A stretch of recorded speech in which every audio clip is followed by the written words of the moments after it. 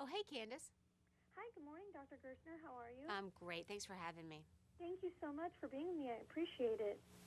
You know, with May being Skin Cancer Awareness Month and summer right around the corner, do you have any tips for staying safe in the sun? I do have some good tips for you today, but the number one tip is to get a good sunscreen.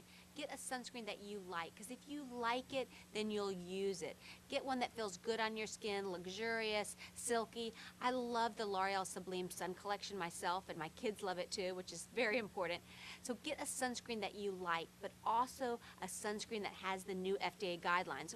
You're aware that there are new guidelines out there for sunscreens? I am. Yeah, there are new guidelines that start this summer.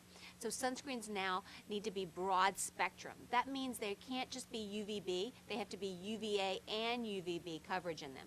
So look for the words broad spectrum in the sunscreen. Also, when it comes to the number of sunscreen, people always ask, what number do I get? Now, starting this summer, the maximum number you can get is SPF 50. So look for SPF 50 in your sunscreen. Also look for the words water resistant, because no longer can a sunscreen call itself waterproof or sweatproof, but it can call itself water resistant, and actually has to tell you. It has to tell water resistant 80 minutes, water resistant 40 minutes. And what's the proper way to apply sunscreen? Well, sunscreens can be applied in the morning, but they need to be reapplied every couple hours. So every couple hours you need to either set your watch or set your iPhone to remind you that if you are out in the sun, you need to reapply it.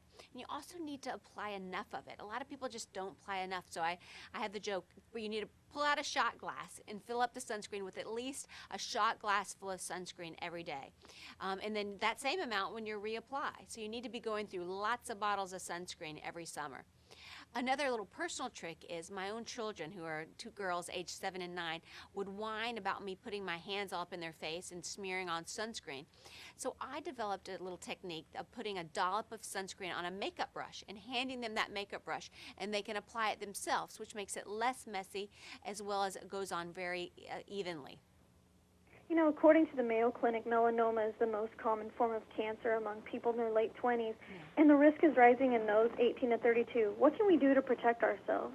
Well, what you can do to protect yourself is just get checked. It's so easy. It's painless. Your dermatologist should check you once a year, definitely.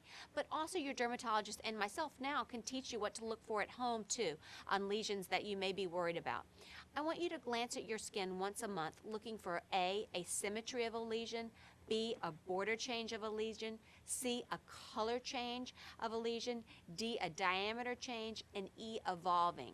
So you need to look for that, and any changes you need to bring to your dermatologist's attention. And do you have any additional tips or information you'd like to share?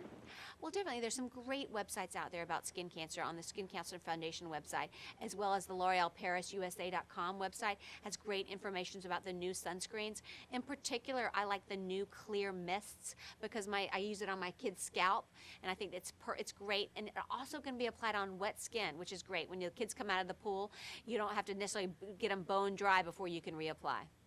And where can we go for more information? L'Oreal ParisUSA.com.